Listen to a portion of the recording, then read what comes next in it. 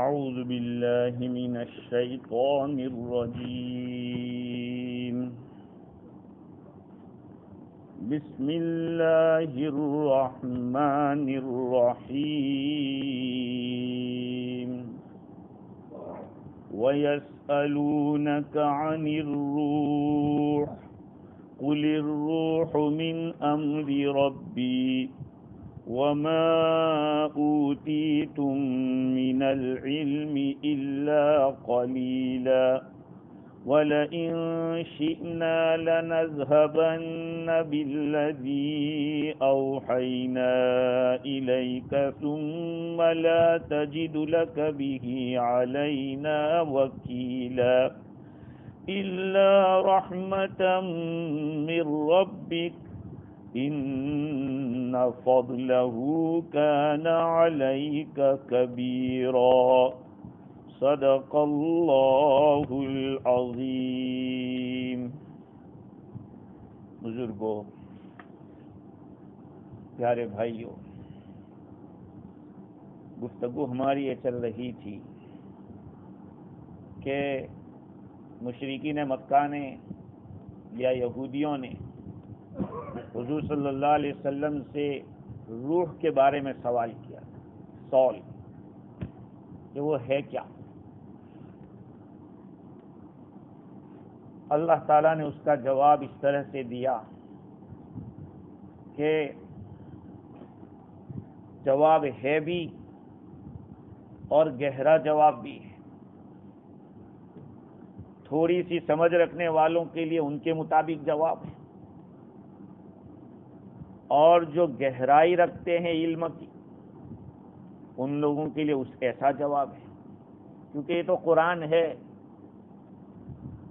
اللہ رب العزت کا کلام ہے، شاہی کلام جس کو کہتے ہیں۔ اور شاہی کلام کے اندر وہ لمبی چوڑی باتیں نہیں ہوتی، وہاں اشارے ہوتے ہیں صرف۔ ایک مرتبہ نیوزی لینڈ سے مجھے فیملی کو لینے انڈیا جانا تھا،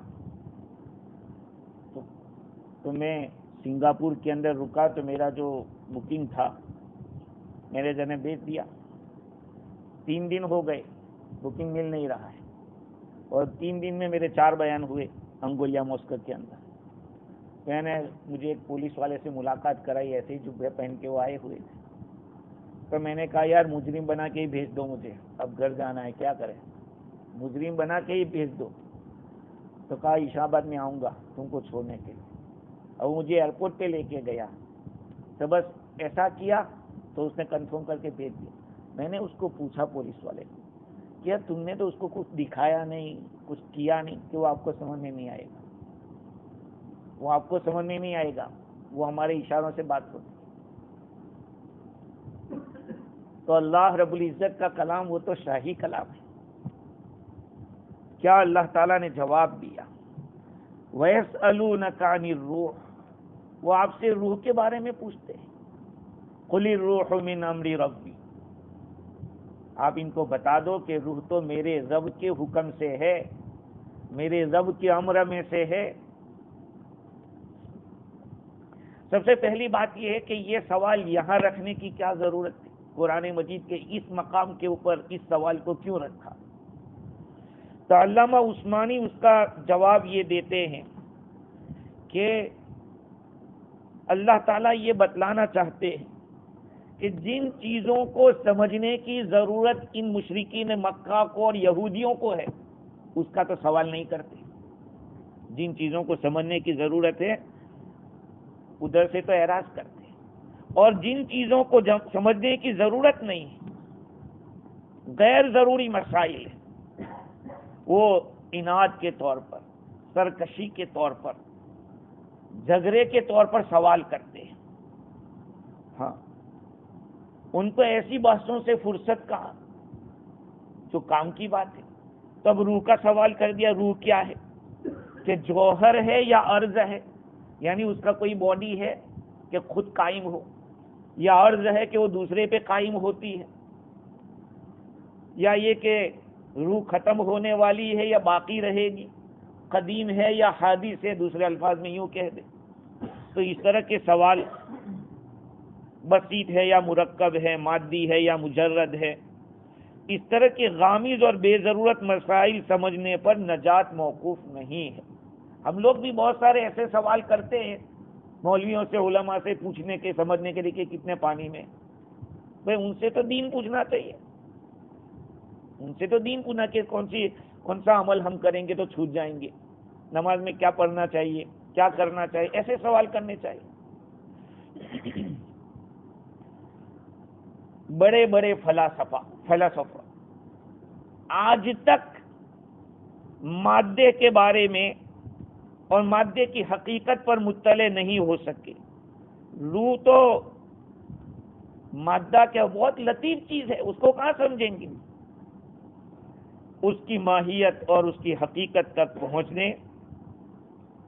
امید بھی کیا کی جا سکتی ہے. روح کی حقیقت کو کون پہنچ سکتا ہے؟ اللہ تعالیٰ نے فرمایا قُلِ الرُّوحُ مِنْ أَمْرِ رَبِّي، روح میرے رب کے امر سے ہے. دیکھو اس سے ایک بات یہ معلوم ہو گئی کہ انسان کے جسم میں اس باڈی کے سوا اور کوئی چیز ہے، کوئی اور چیز ہے. باڈی تو سمجھ میں آ رہی ہے کہ اس میں ادھر دل ہے، ادھر جگر ہے، ادھر پھیپڑا ہے، ادھر گردہ ہے، یہ سب چیزیں سمجھ میں آ رہی ہیں. لیکن روح کیا ہے وہ ایک الگ چیز ہے. اس آیت سے علامہ عثمانی فرماتے ہیں کہ ایک بات تو بالکل کھل کر سمجھ میں آ گئی، اور دوسری ایک بات یہ معلوم ہوئی کہ روح کو جو علم حاصل ہوتا ہے یا شعور حاصل ہوتا ہے، جو کچھ بھی فیلنگ اس کو حاصل ہوتا ہے، وہ دھیرے دھیرے دھیرے حاصل ہوتا ہے، ایک دم سے نہیں حاصل ہوتا. اور جو روحیں ہیں اس کے درجات ہیں، الگ الگ روحوں کے درجات ہیں. کمال کے حاصل ہونے کے لیے بہت سارے مراتب ہے، تفاوت ہے. حتیٰ کہ اللہ تعالیٰ کی تربیت سے ایک روح ایسے بلند و اعلیٰ مقام پر پہنچ جاتی ہے جہاں دوسری روحیں نہیں. اللہ کے رسول کی روح جو روح الارواح ہے، بعض علماء نے تو یہاں تک لکھ دیا کہ حضور کی روح سے دوسری روحیں بنائی گئی، یہاں تک لکھا. تو روح الارواح حضور تو ہے، اور آپ کی تربیت اللہ تعالیٰ نے فرمائی، تو آپ کا مقام کتنا ہوگا. اسی کی طرف اشارہ کیا، قُلِ الرُّوحُ مِنْ أَمْرِ رَبِّي، میرے رب کے امر سے.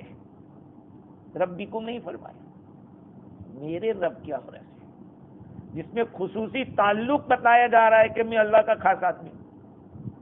وہ میرے رب کا معاملہ ہے اور میرے رب کا امر ہے. سے معلوم ہوا کہ اللہ تعالیٰ کے ساتھ حضور کو ایک ایسا تعلق ہے. اللہ تعالیٰ نے اپنے حبیب کی ایسی تربیت فرمائی کہ روحوں کے اندر سب سے آگے نکل گئی. تیسری ایک بات یہ معلوم ہوئی کہ روح کے اندر جو کمالات ہوتے ہیں وہ اس کے ذاتی نہیں ہوتے، اس کے ذاتی نہیں، وہ اللہ تعالیٰ کے دیے ہوئے ہوتے ہیں. جیسے کہ اللہ تعالیٰ نے فرمایا وَمَا أُوتِيتُم مِّنَ الْعِلْمِ إِلَّا قَلِيلًا، تمہیں تو بہت تھوڑا علم دیا گیا ہے، تم لائے نہیں ہو. آدمی ماں کے پیٹ سے جب آتا ہے نا، کوئی علم نہیں ہوتا اس کے پاس، بالکل کورا ہوتا ہے. اب یہاں پہ وہ علم حاصل کرتا ہے. کیسے حاصل کرتا ہے؟ دیکھیے، بعض علماء نے یہ کہا کہ روحیں دو طرح کی ہوتی ہیں. ایک روح حیوانی اور دوسری روح ہوتی ہے جسمانی، کہہ دیجئے اس کو. ان دونوں کے اندر ایک ایسی روح ہے کہ جس کا تعلق حواس سے خمسہ ظاہرہ سے ہے. حواس سے خمسہ ظاہرہ، سونگھنے سے علم حاصل ہوتا ہے، چکھنے سے حاصل ہوتا ہے، چھونے سے حاصل ہوتا ہے، دیکھنے سے حاصل ہوتا ہے، سننے سے حاصل ہوتا ہے، جس کو عالم دنیا کہہ سکتے آپ. عالم دنیا کی باتیں آپ سمجھ سکتے ہیں یہ 5 چیزوں کے ذریعے. اور ایک ہوتی ہے عالم آخرت، اور عالم آخرت جس کا ادراک ہوتا ہے حواس خمسہ باطنہ سے، حواس خمسہ باطنہ، یہ 5 چیزوں سے تو علم حاصل ہوتا ہے نہیں، اور بھی 5 چیزیں ہیں۔ اب یہ چیزیں تصوف کی کتابوں کے اندر لکھی ہوئی ہے، اور صوفیہ سے تعلق رکھنے سے معلوم ہو سکتی ہے۔ میرے شیخ اول مولانا مسیح اللہ رحمۃ اللہ علیہ کی شریعت و تصوف کتاب ہے، اس کے اندر سمجھایا کہ لطائف ستہ کیا ہے۔ اس میں ایک عقل ہے، عقل سے چیز معلوم ہوتی ہے، اور ایک ہوتا ہے قلب، ایک ہوتا ہے لطیفہ سر، لطیفہ روح، لطیفہ خفی اور لطیفہ اخفا۔ یہ 6 لطائف ہے۔ جب ذکر کرتے ہیں تو ان لوگوں کو اس کا احساس ہوتا ہے، کہاں سے کیسے ذکر کرنا ہے، وہ تفصیلات ہے۔ حضرت حاجی امداد اللہ رحمۃ اللہ علیہ کی کتاب ضیاء القلوب ہے میرے پاس، اس میں لکھا ہے کہ یہ اس طرح ذکر ایسا ہوتا ہے، یہ ذکر ایسے ہوتا ہے۔ یہ بڑی گہری دنیا ہے۔ ہم لوگ تو ابھی یوں ہیں کہ کنویں کے میڈک ہیں۔ کچھ چیزیں جان لینے سے آدمی آگے نہیں بڑھ جاتا، بہت گہرائی میں جانا پڑتا ہے۔ تو یہ روح جو اللہ تعالیٰ نے ہمیں دی ہے وہ دوسری دنیا کی چیز ہے، اس کو ہمیں سمجھنا پڑے گا۔ میں مثال سے سمجھاتا ہوں، اور ایسی جو چیز سمجھائی ہے علامہ عثمانی نے، واقعتاً اللہ ان کو جزائے خیر دے، انہوں نے فرمایا کہ روح کتنی بڑی کامل کیوں نہ ہو جاوے، حق تعالیٰ کی قدرت کو قدرت حاصل ہے کہ جس وقت چاہے اسے کمالات سلب کر لے۔ آدمی کتنا کہاں پہنچ جاوے، لیکن خدا کے بغیر نہیں آگے بڑھ سکتا، اور اللہ جب چاہے گرا سکتا ہے۔ آگے کی آیت سے پتہ چلتا ہے، آگے کی آیت سے۔ اچھا اب سنیے،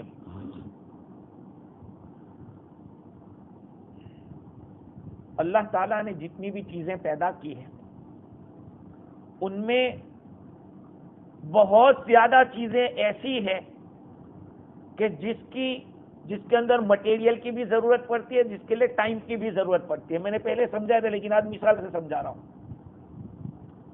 اور بہت ساری چیزیں ایسی ہیں جس کو مٹیریل کی ضرورت نہیں، کچھ بس اتنا ہی اللہ کا ہو، یہ تو سمجھانے کے لیے کہ کچھ ہو جا، بس ہو گیا۔ اس سے جو چیز ہوتی ہے یہ ہے امر، وہ ساری چیزیں خلق کہلاتی ہیں۔ اور ایک ہے امر، الا لہ الخلق والامر، اللہ ہی کے لیے خلق بھی ہے، اللہ ہی کے لیے امر بھی ہے۔ خلق کیا ہے؟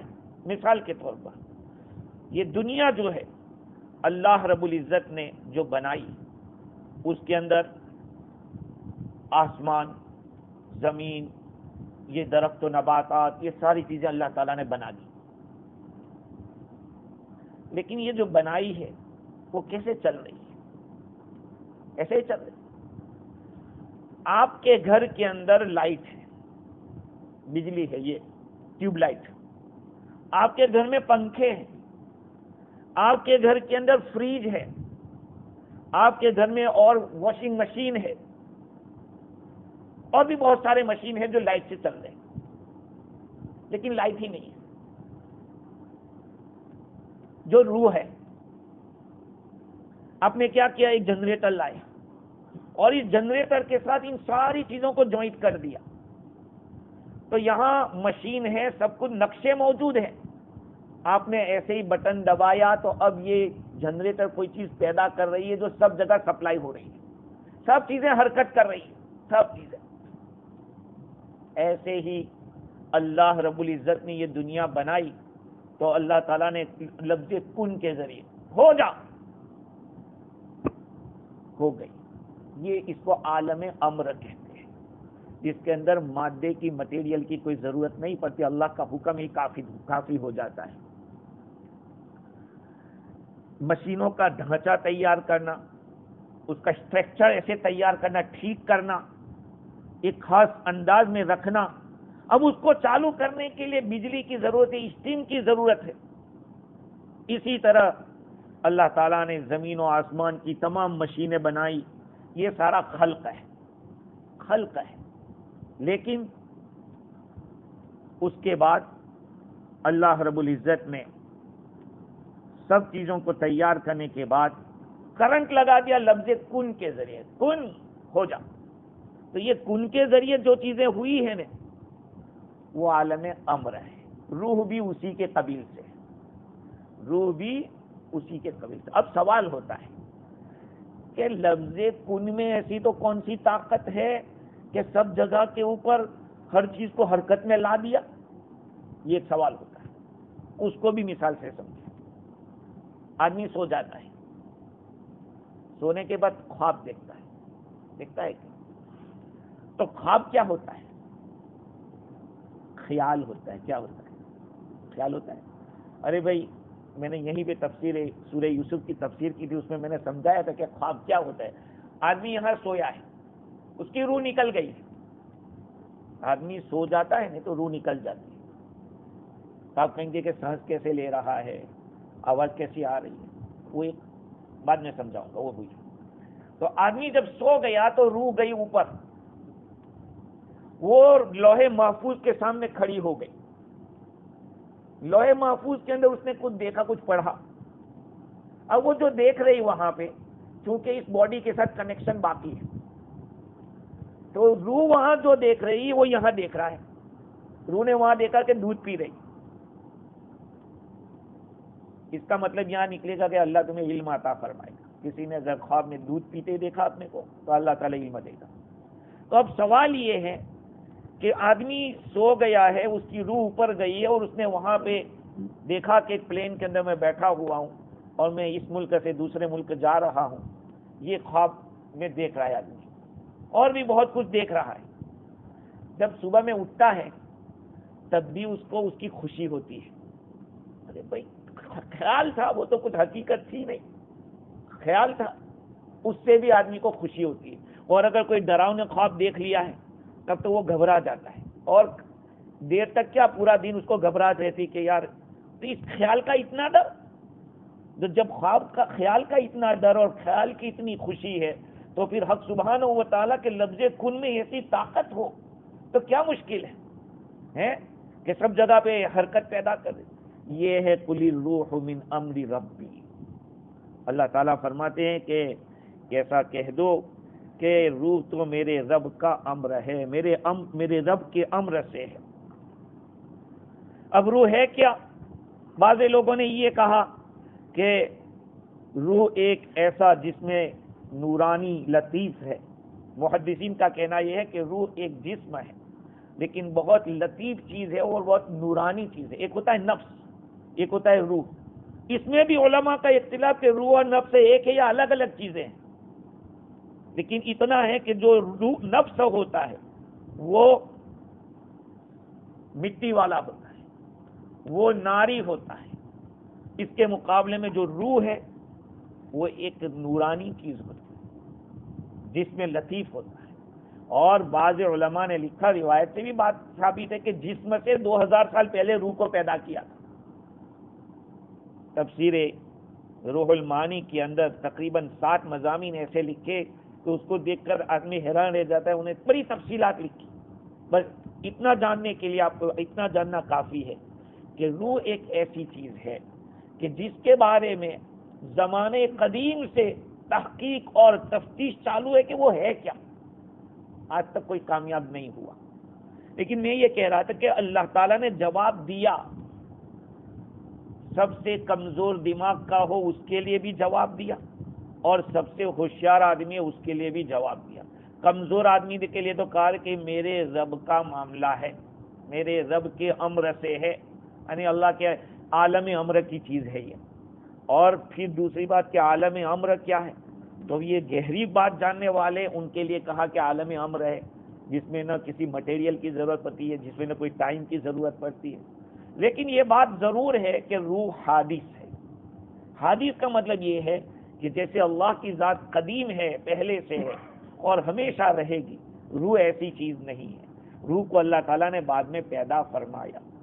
روح جسم سے نکل کر کہیں جا بھی سکتی ہے، روح جسم سے نکل کر جا بھی سکتی ہے. جیسے میں نے کہا کہ آدمی سو جاتا ہے تو روح نکل جاتی ہے. قرآن مجید میں 24ویں پارے میں اللہ تعالیٰ فرماتے ہیں اللہ یتوفی الانفس حین موتها والتی لم تمت فی منامها فیمسک التی قضى علیها الموت ویرسل الاخرى. جب آدمی سو جاتا ہے تو روح چلی جاتی ہے اوپر. جس کی موت اللہ نے لکھی ہے تو اس کی روح لے لیتا ہے کہ نہیں جانا ہے, واپس رہیں رہو. اور جس کی زندگی باقی ہے, آپ کے اٹھنے سے ایک سیکنڈ پہلے روح آ جاتی ہے.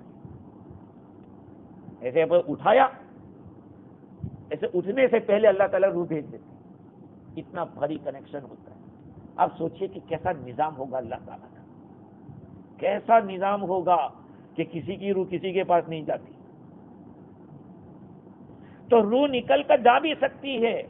جیسے کہ سورج ہے, کتنا دور رہتا ہے, وہاں رہ کر بھی گرمی دیتا ہے کہ ارے روایات میں آتا ہے کہ آدمی روح نکال لی جاتی ہے تو روح دیکھتی ہے کہ کون مجھے غسل دے رہا ہے, کون مجھے کفن پہنا رہا ہے, کون مجھے قبر میں اتار رہا ہے.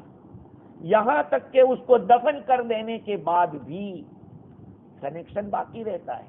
جو قبر پہ جا کے السلام علیکم کہتا ہے, روح کو پتہ چلتا ہے کہ کوئی آیا ہے, کون آیا ہے. اور انبیاء علیہ السلام کی روحیں کہاں ہوگی؟ حضور اکرم صلی اللہ علیہ وسلم دنیا سے جانے سے پہلے کیا فرما رہے تھے؟ اللہ سے دعا کر رہے تھے, اللہم بالرفیق الاعلی, بالرفیق الاعلی, رفیق اعلیٰ کے ساتھ اللہ ملا دے. تو وہ بہت اوپر. شہیدوں کی روحیں کا پرندوں کی شکل کے اندر روح ڈال لی جاتی ہے تو وہ جنت کے آزو بازو دوڑتی رہتی, گھومتی رہتی. تو یہ ایک مضمون ایسا ہے روح کا کہ جس کے بارے میں علماء کرام نے بہت کچھ لکھا. اور بڑی بڑی کتابیں لکھی. تو روح کے بارے میں یہ اختلاف ہے کہ ہے کیا. بعضی لوگوں نے کہا کہ جوہر مجرد ہے, جیسے کہ صوفیہ کا کہنا ہے, جس میں نورانی ہے, یہ محدثین کا کہنا ہے. اور علامہ عثمانی فرماتے ہیں کہ بقیت السلف بحر العلوم علامہ کشمیری رحمت اللہ علیہ فرماتے تھے کہ عارف جامی کے الفاظ یہاں تین چیزیں ہیں. ایک تو وہ جوہر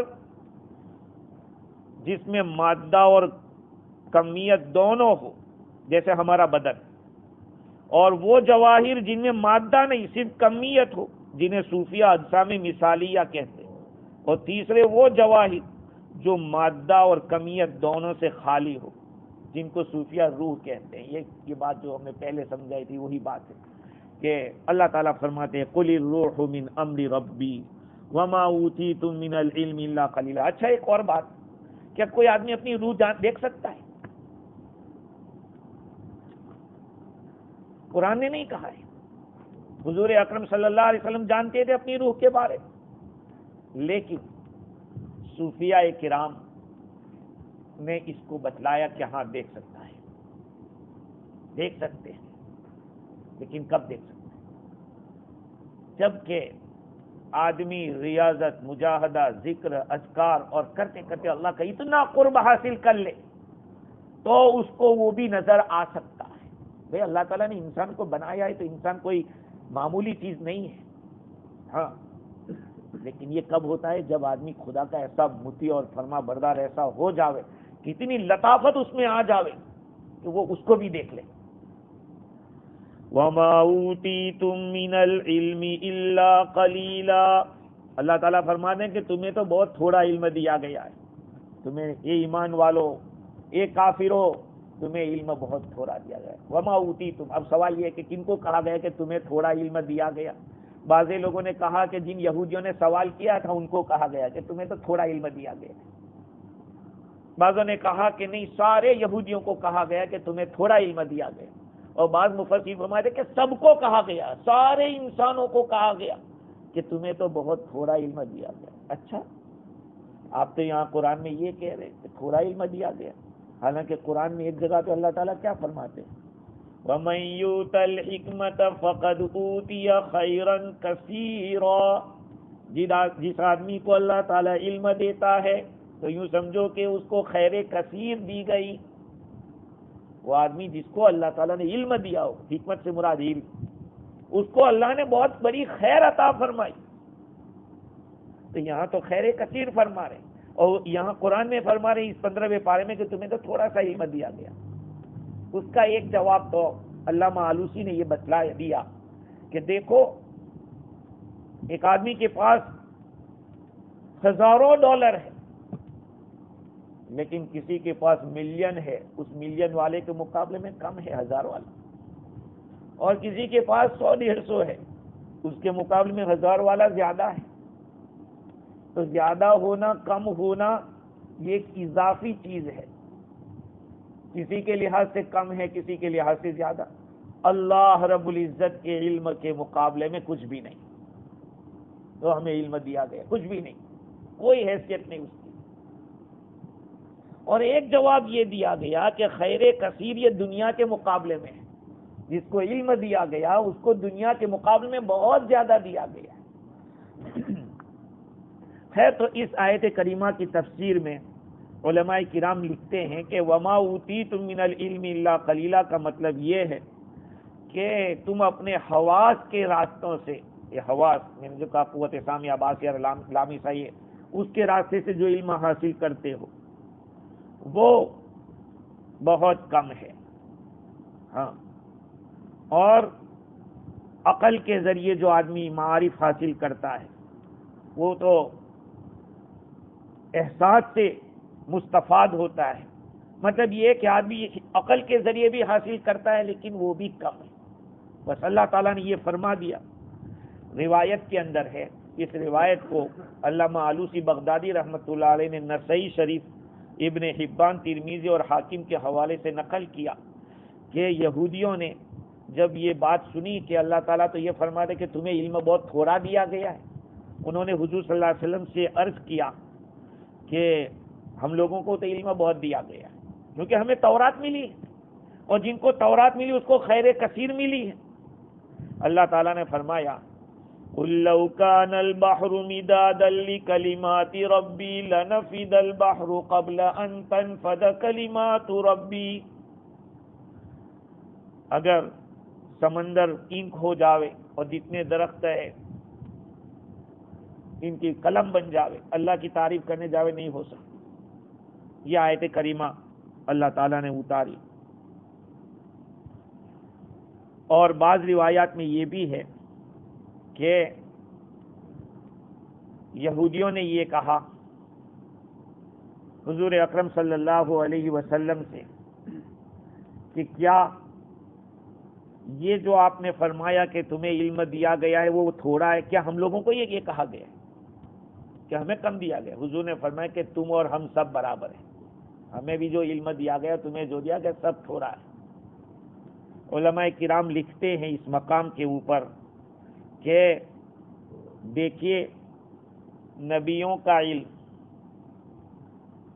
اولیاء کرام کا علم سب کے درجات ہیں. جتنے اولیاء کرام کا علم ہے ان کا علم نبیوں کے علم کے مقابلے میں تھوڑا ہے، اور نبیوں کا علم میرے اور آپ کے آقا کے علم کے مقابلے میں تھوڑا ہے، اور حضور اکرم صلی اللہ علیہ وسلم کا علم جو اللہ کے پاس علم ہے اس کے مقابلے میں تھوڑا ہے. یہ ایک دوسرے کے مقابلے میں کہا گیا ہے. اور دوسری بات علماء فرماتے کہ یہ جو ہمیں علم دیا ہے وہ بھی ہمارا نہیں ہے، وہ تو خدا کا عطائی ہے، وہ جسے دیتا ہے اسی کو ملتا ہے. دیکھو یہ جو کچھ ہے وہ معلومات ہے، کتابیں دیکھ کر جو کچھ بولتے ہیں وہ سب معلومات ہے. علم تو یہاں ہوتا ہے. علم سینہ باعث ہے، اصل تو سینے کا علم ہے، علم سفینہ نہیں، علم سینہ یہ اصلی علم ہے. اگر علم نہیں ہے تو پھر آدمی حق کو حق اور باطل کو باطل نہیں سمجھتا. جب اللہ علم دیتا ہے تو اللہ تعالیٰ اس کو سمجھا دیتے کہ یہ صحیح ہے، یہ غلط ہے، یہ صحیح ہے، یہ غلط ہے. اور علم کتابیں دیکھ لینے سے حاصل نہیں ہو جاتا، معلومات تو ہو جاتی ہے. اس لیے گوگل میں ایسے دبانے سے تو علم نہیں آ جائے گا، اس کے لیے تو جوتیاں سیدھی کرنی پڑے گی، کسی علم والے کے پاس بیٹھنا پڑے گا تو پھر وہ بھی لے گا علم. یہ تو چاہے دنیا کا علم بھی ہو نا، دنیا کا وہ بھی یہ ماسٹر صاحب بیٹھے ہیں، کتنے ماسٹر لوگ ہیں ماشاءاللہ، جب تک استاد کی رسپیکٹ نہیں کریں گے وہ علم نہیں آئے گا. ہاں، چاہے انگریزی ہو، چاہے حساب ہو، چاہے ہسٹری ہو، کچھ بھی ہو، تمہیں اس کے سامنے جھکنا پڑے گا، تب جا کے اس کے دل میں کوئی جگہ ہوگی اور وہ کچھ اللہ تعالیٰ فیضان کرے گا اس سے. وما اوتیتم من العلم الا قلیلا، تم لوگوں کو جو علم دیا گیا ہے وہ بہت تھوڑا ہے. ہاں، ہمارا علم حادث ہے، ختم ہونے والا ہے، اور اللہ تعالیٰ کا علم قدیم ہے. بندوں کا علم حادث ہے، متناہی ہے. اللہ کا علم جس کی کوئی لمٹ نہیں ہے. اب ظاہری بات ہے، جس کی لمٹ نہ ہو اس کے مقابلے میں لمٹ والے کی تو حیثیت ہی کیا ہوگی. وما اوتیتم من العلم الا قلیلا. دوسری بات، اس آیت کو یہاں پر جو لائے ہیں وما اوتیتم من العلم الا قلیلا، اس کا ماقبل سے ایک تعلق ہے روح کے ساتھ، یہ بتلانے کے لیے کہ جو چیز تھوڑی بڑھتی کمی اس طرح ہوتی رہتی ہے وہ ختم ہونے والی ہوتی ہے. تو جو روح کے بارے میں تذکرہ ہوا کہ روح بھی ختم ہونے والی ہے، روح ہمیشہ سے نہیں ہے. بعض علماء نے یہ بھی لکھا ہے کہ روح ختم ہو جائے گی کہ نہیں. بدن تو آدمی کا ختم ہو جاتا ہے. بعضوں نے کہا کہ بھئی فرشتے جب ختم ہو جائیں گے تو روح کیسے ختم نہیں ہوگی؟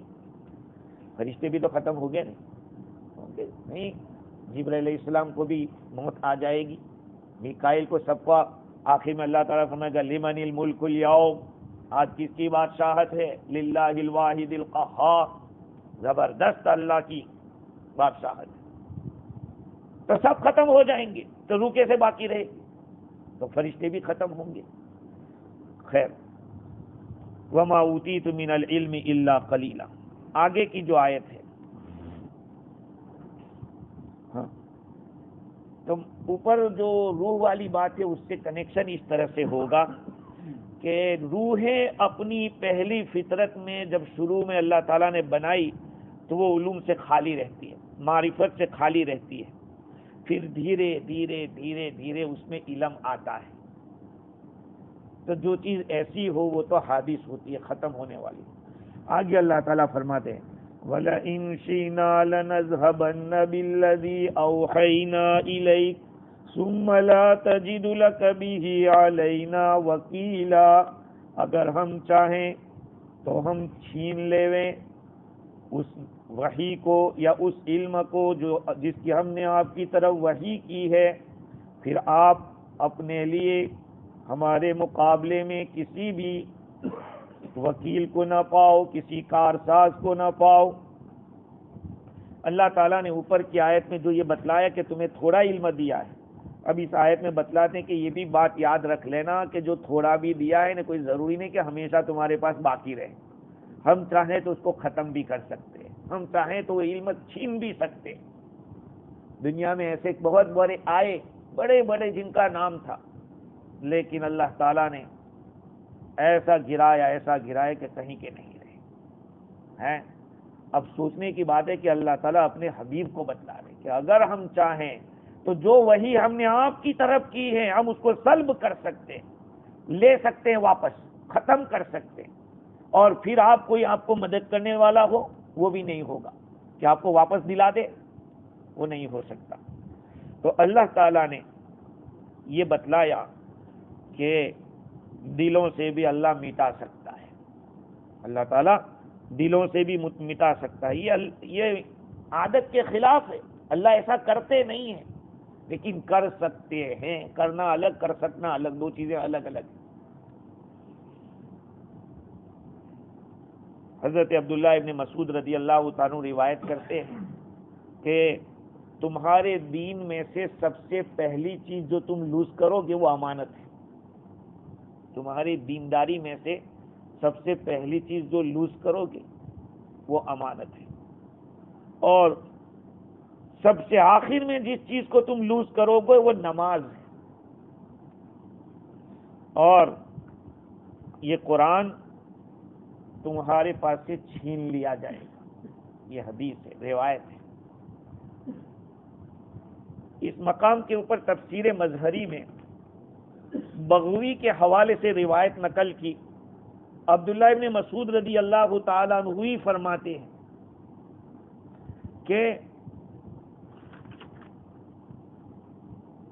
قرآن کو پڑھا کرو قبل اس کے کہ قرآن اٹھا لیا جائے، اس لیے کہ قیامت نہیں قائم ہوگی جب تک کہ قرآن کو اٹھا نہ لیا جائے. تو کہا گیا کہ حضرت یہ قرآن کیسے اٹھا لیا جائے گا، یہ تو ہمارے سینوں میں ہے. فرمایا کہ ایک آدمی رات کو چلے گا، پھر جب وہ صبح کرے گا تو اس کے سینے سے وہ چیز نکال لی جائے گی، نہ کسی چیز کو یاد رکھے گا اور مصحف میں سے کسی چیز کو پائے گا نہیں. عبداللہ ابن عمرو رضی اللہ تعالیٰ عنہ فرماتے ہیں کہ قیامت قائم نہیں ہوگی یہاں تک کہ قرآن جہاں سے آیا تھا وہیں دوبارہ چلا جائے گا، اور عرش کے پاس ایک بنبناہٹ ہوگی جیسے شہد کی مکھی کی آواز ہوتی ہے. اللہ تعالیٰ فرمائے گا کہ مالک تجھے کیا ہوا؟ وہ قرآن کہے گا کہ یا ربی اتلا ولا یعمل بہ، یا ربی اتلا ولا یعمل بہ، اللہ میری تلاوت تو کی جا رہی ہے لیکن مجھ پہ عمل نہیں کیا جا رہا.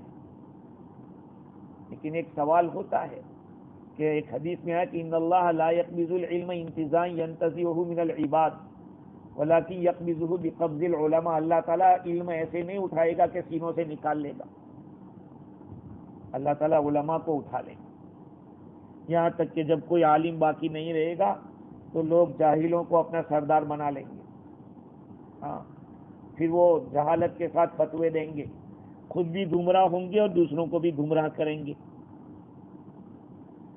ایک اور روایت امام احمد رحمۃ اللہ علیہ کی اور ابن ماجہ کی زیاد ابن لبید کی، فرماتے کہ حضور صلی اللہ علیہ وسلم نے ایک مرتبہ یہ بات فرمائی کہ یہ اس وقت ہوگا جب علم چلا جائے گا، عند اوانی ذہاب العلم، علم چلا جائے گا. میں نے عرض کیا کہ اللہ کے رسول علم کیسے جائے گا؟ ہم قرآن پڑھتے ہیں، ہم اپنے بچوں کو پڑھائیں گے، وہ اپنے بچوں کو پڑھائیں گے، قیامت تک چلتا رہے گا اس طرح سے. فرمایا تیری ماں مرے زیاد، میں تو تجھے یہ سوچتا تھا کہ مدینہ کے بڑے سمجھدار لوگوں میں سے، میں تو یہ سمجھتا تھا کہ یہ یہود اور نصارہ کے پاس تورات اور انجیل نہیں تھی، وہ بھی تو پڑھتے تھے، وہ بھی اپنے اولاد کو پڑھاتے تھے، لیکن ہوا کیا؟ اس میں جو ہے اس پر عمل نہیں کرتے. آج ہم لوگ، اللہ ہمیں معاف کرے، ہم قرآن سے بہت پیچھے ہیں. اس لیے ہر ایک نیت کرو کہ ہم قرآن سیکھیں گے، پڑھنا بھی سیکھیں گے اور عادت بھی بنائیں گے اپنے گھروں کے اندر. قرآن سیکھو. یہاں ہم لوگ بیٹھے ہیں، کیوں بیٹھے؟ اسی لیے بیٹھے ہیں کہ آپ نہ آؤ تو یہ آپ کا قصور ہے. ہم تو بار بار یہاں اعلان کر چکے کہ بھئی سیکھنے آؤ، ہم سکھانے کے لیے تیار ہیں.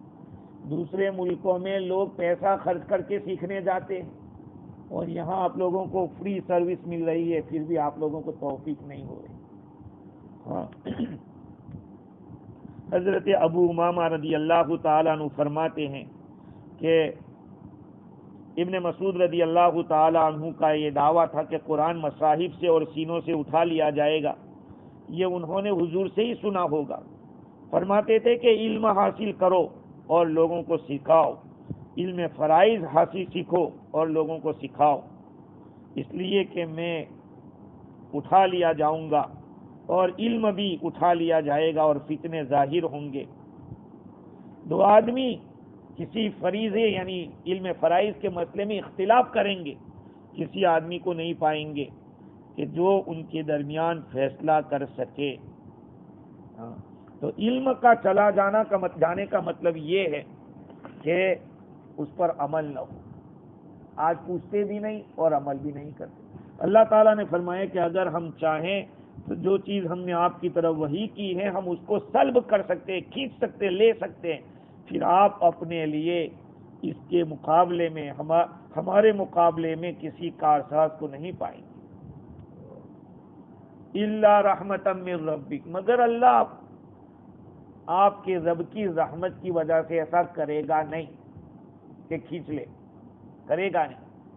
ان فضلہ کان علیک کبیرا، اس لیے کہ آپ کے رب کا فضل آپ کے اوپر بہت زیادہ ہے۔ حضور اکرم صلی اللہ علیہ وسلم کو اللہ تعالیٰ نے کتنا نوازا اور کیسے اونچے اونچے مقامات دیے جو کسی نبی کو حاصل نہیں ہوئی۔ ان فضلہ کان علیک کبیرا۔ خیر، تو یہ روح کے بارے میں اور علم کے بارے میں، قرآن کے بارے میں ہمیں سمجھ میں آیا کہ یہ کیسی چیزیں ہیں اور قرآن مجید نے کیسے کیسے مضامین کو بیان کیا ہے۔ اللہ تعالیٰ مجھے بھی اور آپ کو بھی عمل کی توفیق دے اور قرآن کے ساتھ موت تک وابستہ رکھے۔ وآخر دعوانا الحمدللہ۔